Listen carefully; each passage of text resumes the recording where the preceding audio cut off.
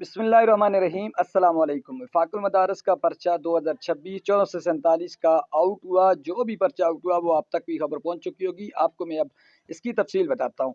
ये देखें, ये एक सोशल मीडिया पे अकाउंट है। इसके 2,11,000 फॉलोअर्स हैं। बहुत बड़े फॉलोअर्स हैं और सारे दीनी मदारस के अक्सर तलबा इकराम इसके यानी कि फॉलोअर्स हैं। अब इसने खबर लगाई है वफाकुल मदारस अब ये कि पर्चे आउट क्यों हो जाते हैं और आखिर वो कौन लोग हैं जैसी हरकत करते हैं, और बाकायदा इसकी डिटेल आपको मैं कमेंट बॉक्स में बताता हूँ कि यानी कि जो पर्चे आउट हुए हैं वो इसने किस तरह बताए हैं कि कौन कौन से यानी कि किस तरह पर्चे आउट होते हैं। यानी कि इसने कहा है कि वो पर्चे हम तक पहुंच चुके हैं, वो भी मैं आपको बताता हूं।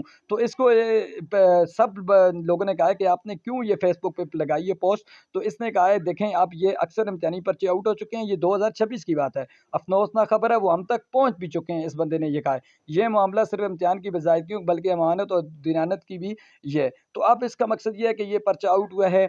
इसने वाज़ेह तौर पर बताया, उसने इसको सब दोस्तों ने कहा है कि आप इस तरह की बात ना करें क्योंकि फ़ाकुल मदारिस मदारिस की इसमें जो है बहुत बड़ी नाकामी और इस पर एक सवालिया निशान उठता है। तो इसने कहा है कि जी हमारी बात कौन सुनता है वगैरह वगैरह सब कमेंटों का। अब मकसद क्या है कि मैंने जो यूट्यूब पे ये वीडियो डाली है, मुझे पता है मेरी जो व्यूअरशिप है तमाम मदारस की है, फ़ाकुल मदारस के लोग मुझे देखते हैं, बाकी कोई भी हमें नहीं फॉलो करता।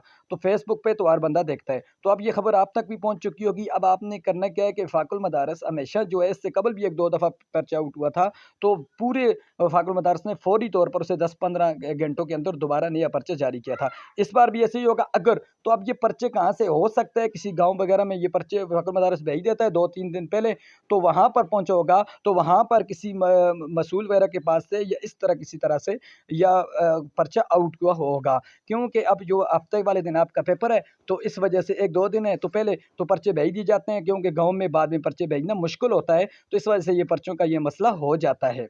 अब आपने अपने पर्चों की तैयारी रखें क्योंकि कोई पर्चा आउट हुआ भी है हकीकत में, तो वो पर्चा नया बन के आएगा, फ़ाकुल मदारस में आएगा। आपने ऐसी बातों पे कान नहीं जड़ने, आपने अपनी तैयारी को भरपूर अंदाज से जारी रखें। इस बात के ऊपर आप कान ना धरें। वीडियो को लाइक करके चैनल